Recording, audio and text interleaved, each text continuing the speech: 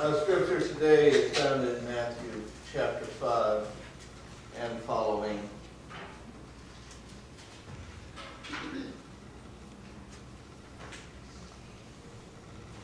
It's there that we read, "When Jesus saw the crowds, he went up the mountain. And after he sat down, his disciples came to him. He began to speak, and he taught them, saying, 'Blessed are the poor in spirit, for theirs is the kingdom of heaven. Blessed are those who mourn, for they will be comforted. Blessed are the meek, for they will inherit the earth. Blessed are those who hunger and thirst for righteousness, for they will be filled. Blessed are the merciful, for they will receive mercy. Blessed are the pure in heart, for they will see God. Blessed are the peacemakers, for they will be called children of God.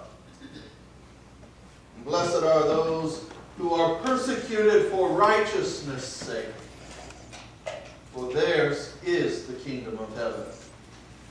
Blessed are you when people revile you and persecute you and utter all kinds of evil against you falsely on my account. Rejoice and be glad, for your reward is great in heaven. For in the same way they persecuted the prophets who were before you.'" Listen up, church. You are the salt of the earth. But if salt has lost its taste, how can its saltiness be restored? Amen. It is no longer good for anything, but rather is thrown out and trampled underfoot. You are the light of the world. Listen up, church. You are a city built on a hill that cannot be hid. No one, after lighting a lamp, puts it under a bushel basket, but rather on a lampstand, that it gives light to all in the house. In the same way, church, let your light shine before others, so that they may see your good works and give glory to your Father in heaven.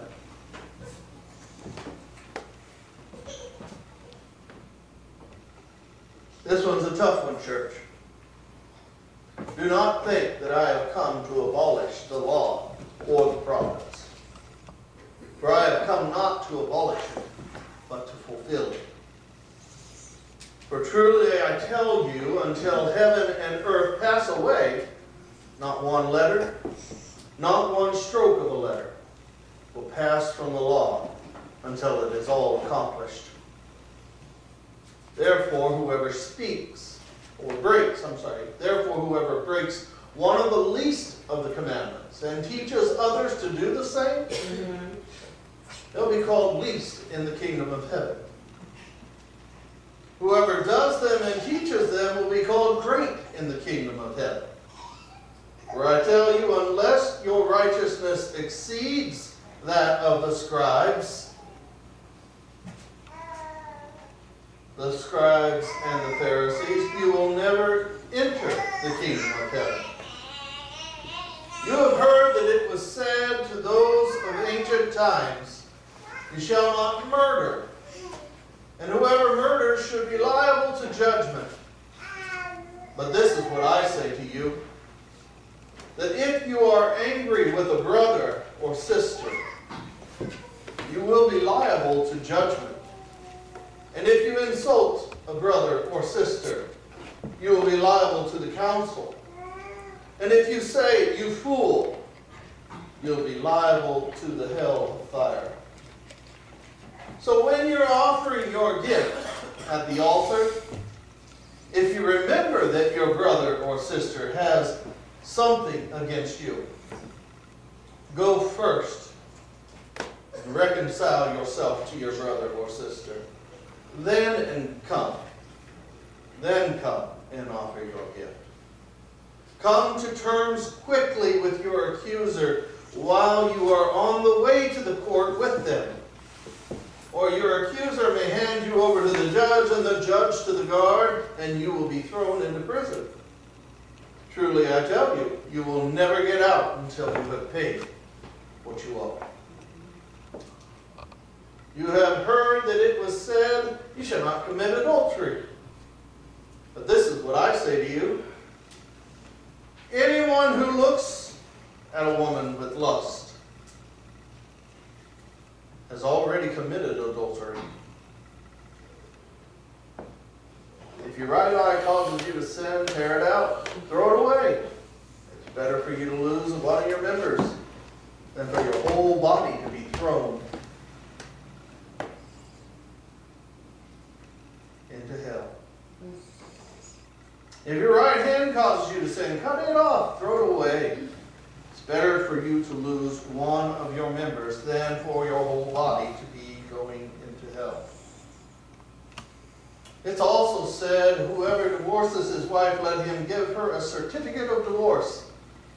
But I say to you, anyone who divorces his wife except on the ground of unchastity causes her to commit adultery. And whoever divorces, or whoever marries a divorced woman commits adultery. Again, you have heard it said of ancient times, those you shall not swear falsely, but carry out those vows that you have made to the Lord. But I say to you, don't swear at all, either by heaven, for that is the throne of God, nor swear by earth, for that is the footstool of God, nor swear by Jerusalem, for that is the city of the great King. Do not swear by your head, for you can't make one of your hairs white or black. That's for your children to do. No, he didn't say that. Let your word be yes, yes, or no, no. Anything more? Listen up, church. Anything more than yes, yes, or no, no comes from evil. And it goes on to teach more and more.